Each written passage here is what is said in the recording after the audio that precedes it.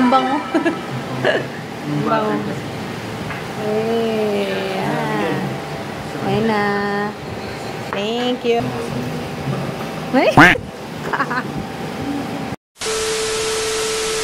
Hi mga kabaryo! So welcome back sa ating vlog! At dahil nga sa kabilang branch ako naka-assign, guys. So, ayan. Galing akong Kapas. So, papunta na ako ng Concepcion. So, ayan. Dito na ako ng Concepcion. Hindi ko na binidyo dahil nga sobrang haba ng biyahe.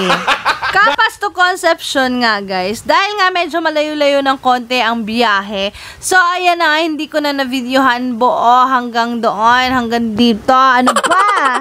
At dahil nga nakarating na kami ng Concepcion, guys, naisipan namin kumain na muna ni Mister. Dahil nga oras na nga ng hapunan. At dahil gusto nga matry ni Mister yung isang kainan dito sa Concepcion na gusto ko ding dayuhin dahil nga nakita ko to sa isang vlog ng isang kapwa ko vlogger. So, ayun na nga, guys, pupuntahan namin yon. Tara, samahan nyo kami. Tara, go!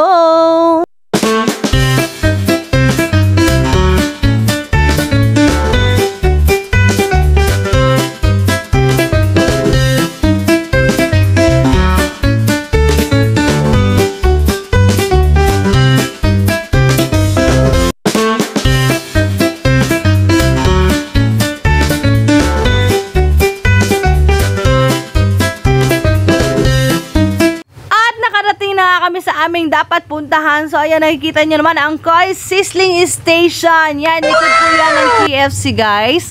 So, ayan, dahil excited na si Mister, gusto niya daw tikman na pagkain nila dyan. So, ayan na guys, samahan nyo kami umakyat.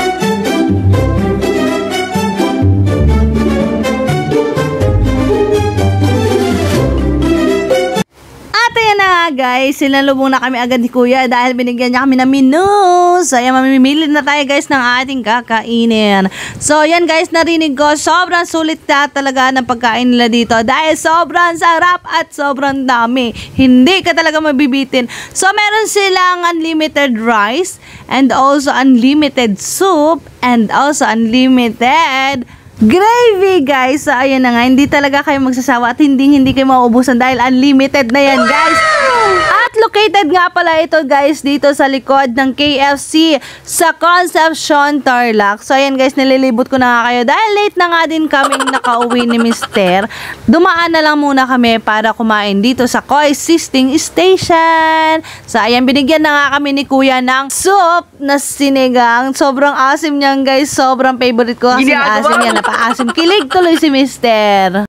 At ayan, guys, nakikita nyo naman si Kuya, grabe maglagay ng gravy yarn. So, ayan, guys, nakikita nyo naman yung gravy. Unlimited yan. Ang dami ng gravy, guys.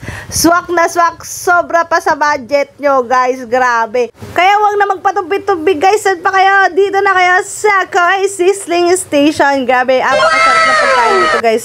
100%. At kung i-rate ko yung pagkain nila, guys, grabe. 1 out of 10. 10 to 10 talaga yan. Grabe talaga, guys. Sobra.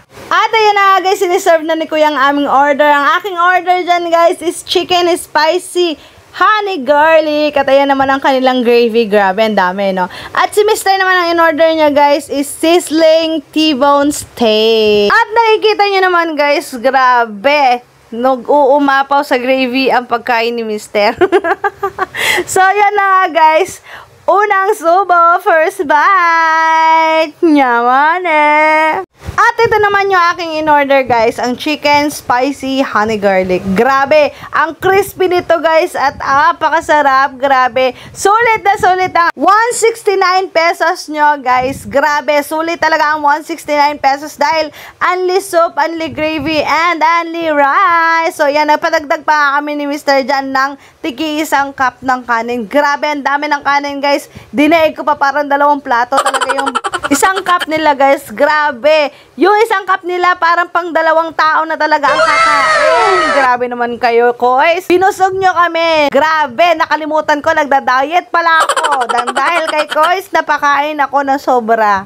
Oh, di ba? Ubos na ubos namin ang pagkain. Grabe, sobrang sarap guys. Parang kulang pa nga ang kinain namin. Sarap na nga si Mister. So, thank you so much kay Koy Sizzling Station sa only rice, only soup, and only gravy. At dito na nga nagtatapos ang ating vlog. Thank you so much everyone. Salamat po. Don't forget to follow, like, and share.